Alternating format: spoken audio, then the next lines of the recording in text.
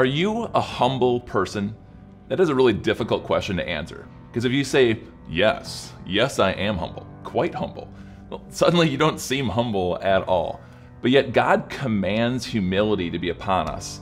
But in our world, humility is not honored. It's really not valued. It's not seen as an asset, it's seen as a liability. In the workplace, if someone's truly humble, they oftentimes get passed over for promotions, they get looked down upon by bosses that they don't have enough in them for the company.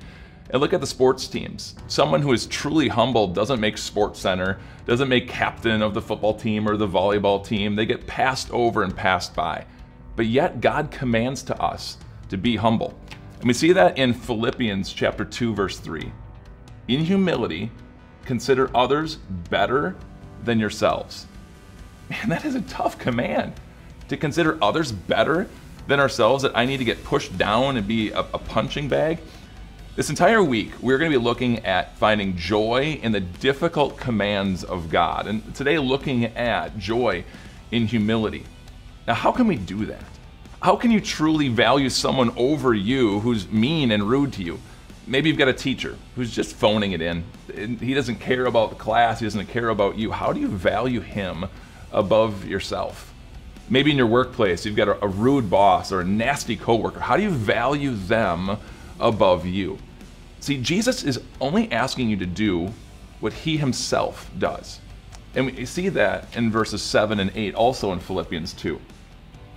Jesus made himself nothing, taking on the very nature of a servant and being made in human likeness. He humbled himself, wrapping himself in the weakness of human flesh. And being found in appearance as a man, he humbled himself and became obedient to death, even death on a cross. Jesus valued you, put you over himself. And God asks the same of you to others. Now, how do you do that? How do you find joy in humility?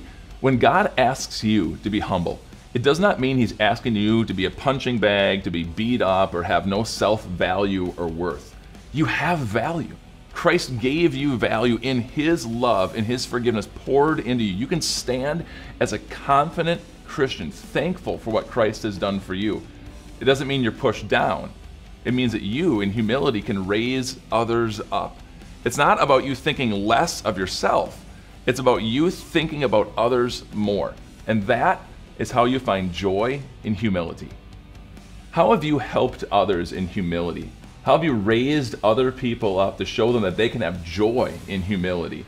Comment below, share your story, and come back tomorrow as I teach you how to have joy in temptation.